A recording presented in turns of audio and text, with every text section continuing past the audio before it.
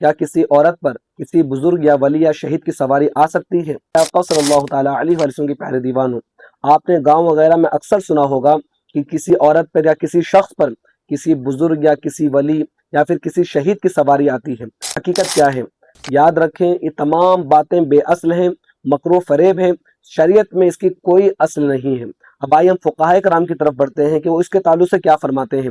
حضور اعلیٰ حضرت رحمہ فتاوی رضویہ شریف میں فرماتے ہیں اسی سوال کے متعلق، ہاں جن اور ناپاک روحیں مرد و عورت احادیث سے ثابت ہیں اور وہ اکثر ناپاک موقعوں پر ہوتی ہیں، وہ سخت جھوٹے کذاب ہوتے ہیں، اپنا نام کبھی شہید بتاتے ہیں اور کبھی کچھ اور، اس وجہ سے جاہلان بے خرد میں شہیدوں کا سر پر آنا مشہور ہو گیا، ورنہ شہدائے کرام ایسی خبیث حرکات سے منزہ و مبرہ ہیں۔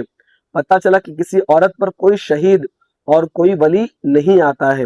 اب آگے دیکھیے، حضور علامہ شریف الحق امجد علیہ الرحمہ فتاوی شارح بخاری میں آپ فرماتے ہیں یہ سب مکر و فریب ہے، کوئی بزرگ کسی ولی پر کوئی بزرگ کسی پر نہیں آتا، اس پر اعتماد کرنا جائز نہیں ہے۔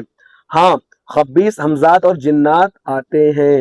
پتہ چلا کہ کوئی بزرگ کسی عورت پر کسی شخص پر نہیں آتا۔ اب آئیے علامہ جلال الدین علیہ الرحمہ فقیہ ملت، آپ فتاوی فقیہ ملت میں فرماتے ہیں، آپ سے اسی کے متعلق سوال ہوا، آپ فرماتے ہیں صورت مسئولہ میں بنے ہوئے مکار و فریب کار بابا کا یہ کہنا بالکل غلط ہے کہ ہم کو شہیدوں، ولیوں اور بڑے پیر وغیرہ کی سواری آتی ہے، ایسا ہرگز نہیں ہو سکتا۔ البتہ شیطان اور اس کی ذریات یعنی کہ شیطان کے چیلے اس پر مکمل طور سے ضرور مسلط ہیں، اور فرماتے ہیں کہ کسی ولی اور کسی بزرگ کا کسی شخص پر آنا یہ بے اصل بات ہے، مکر و فریب ہے۔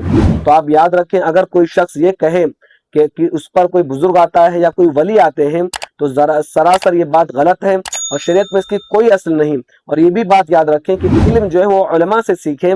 گاؤں میں اکثر جو یہ باتیں کرتے ہیں وہ جاہل ہوا کرتے ہیں، تو ان کی باتوں میں نہ آ کر علماء کرام کی بارگاہ میں حاضر ہو کر حقیقت حال سے آگاہ ہونے کی کوشش کیا کریں۔ السلام علیکم ورحمۃ اللہ تعالیٰ وبرکاتہ۔